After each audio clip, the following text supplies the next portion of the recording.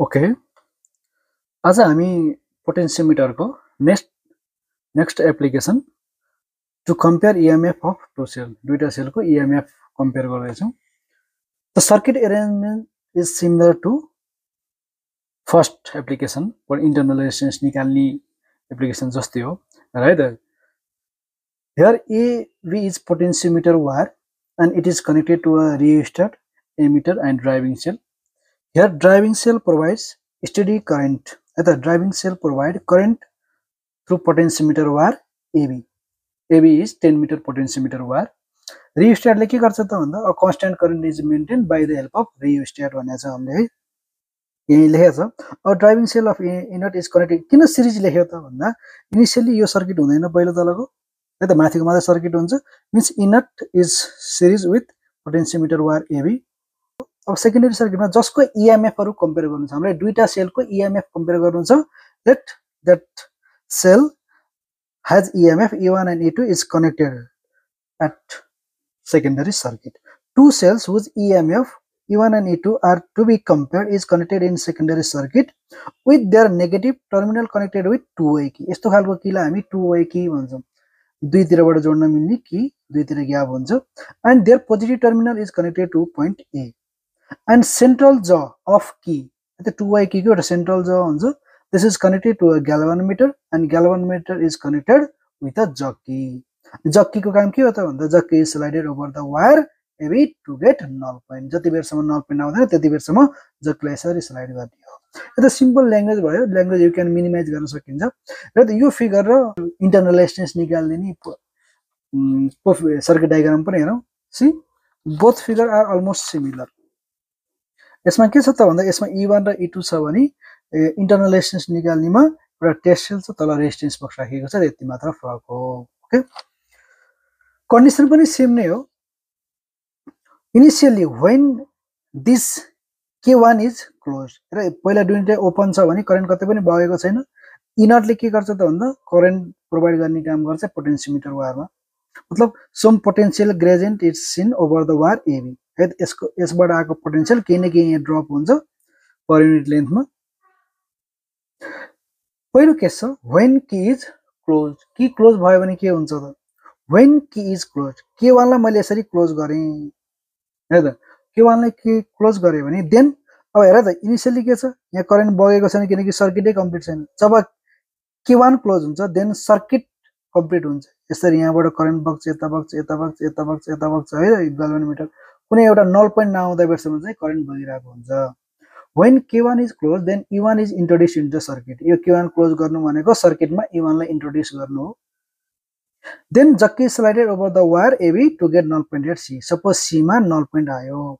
Suppose यो नल point को डिस्टेन्सलाई हामी भनौं L1 भनौं है त A देखि C सम्मको डिस्टेन्स L1 भयो AC। अब यो केसमा के हुन्छ त भन्दा अगाडि हामीले जे पढाएको थियौं internal resistance of the cell निकाल्न जे पढाएको थियौं त्यही नै हो। E1 सेल कति बेला यहाँ ग्याल्भनोमिटरबाट करेन्ट पास हुँदैन त भन्दा एउटा कन्डिसन छ जहाँ EMF of this cell must be equals to potential difference across the potential wire AC। यो लाइन चाहिँ सम्झिनु पर्यो है त। यसको EMF र potential difference across the potentiometer wire को पोटेन्शियल ड्रप VAC इक्वल भयो भने अब यो ग्याल्भनोमिटरबाट करेन्ट बग्दैन। मतलब नेट पोटेन्शियल डिफरेन्स 0 हुन्छ।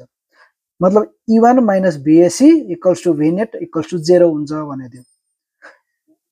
यति धेरै जान्नु पनि परेन। नेट पोटेन्शियल 0 हुन्छ। नेट पोटेन्शियल 0 एउटाले दुईटै पोटेन्शियल डिफरेन्स हुन्छ।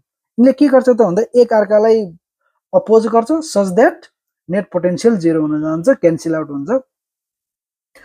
अब यो कन्डिसनमा के भयो त भन्दा E1 पहिलो केसमा है त यो क्लोज हुँदा E1 must be equals to potential difference across VAC। धेरैले के गल्ती गर्छ त भन्दा E1 equals to AC लेखेको हुन्छ। भोल्टेज लेन्थ सँग कहिले पनि इक्वल हुँदैन है त। भोल्टेज सँग इक्वल हुनु पर्यो। त्यसको लागि फ्रम प्रिन्सिपल अफ पोटेन्सियोमिटर हामीलाई त थाहा छ फ्रम प्रिन्सिपल अफ पोटेन्सियोमिटरले के भन्छ त भन्दा voltage across certain portion of wire, voltage drop across certain portion of wire is directly proportional to its length। Length त हामीलाई स्केल हुन्छ स्केलबाट थाहा भइहाल्छ।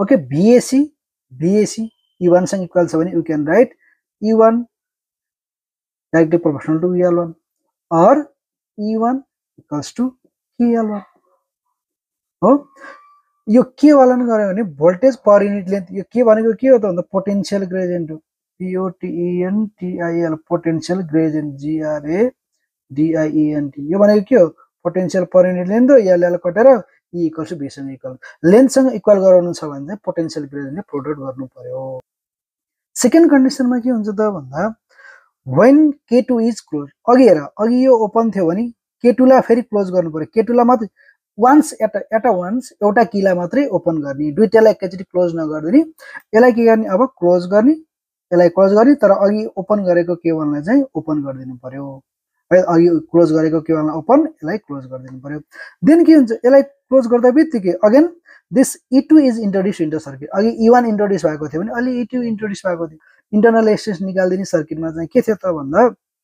यहाँ रेजिस्टेन्स बक्स थियो के इक्वल थियो त भन्दा terminal potential difference equals to potential drop across wire थियो आज के छ पोटेन्शियल रेजिस्टेन्स बक्सको ठाउँमा अर्को EMF छ again when K2 is closed and K1 is open then E2 is introduced into the circuit यति बेला फेरि नल पोइन्ट अर्को कुनै पोइन्ट यो जत्न बनायो नि हुन्छ सानो ठुलो डिपेन्ड गर्छ कुन EMF बढी छ भन्ने कुरा जहाँ बनाउँदा नि फरक पर्दैन let's say this point D at a length L2 from point A again जब यो की क्लोज हुन्छ then E2 is introduced into the circuit at this case the EMF of E2 must equal to potential difference across VAD such that no current flows through galvanometer that means E2 must be equals to VAD from principle of potentiometer again from principle of potentiometer from